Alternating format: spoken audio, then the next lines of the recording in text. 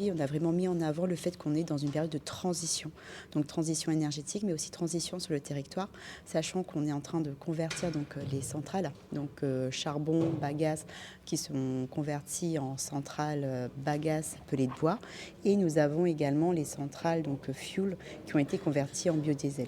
Cette conversion a un impact par rapport à la production d'électricité, donc avec 56,6% d'énergie renouvelable dans le mix électrique, donc un mix électrique qui est moins carboné et qui permet aussi d'atteindre les objectifs qui sont fixés au niveau national. Quel est l'avantage en fait de convertir ces centrales? Pour vous, c'était important?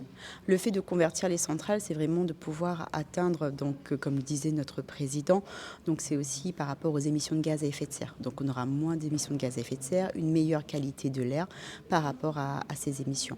Ensuite, il y a aussi par rapport au coût économique, par rapport à ces importations, par rapport au pellet de bois et par rapport au charbon qui serait beaucoup moindre.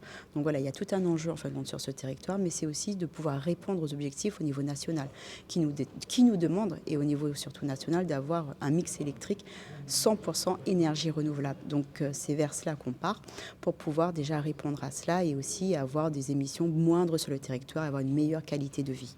Vous avez aussi évoqué le fait que la consommation d'électricité a baissé à La Réunion, malgré l'augmentation du nombre d'abonnés, c'est une bonne chose?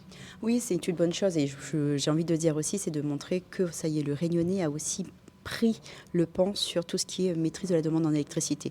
Donc il fait beaucoup plus attention à sa consommation, le fait d'éteindre les lumières, mais aussi d'avoir un chauffe-eau solaire à la maison.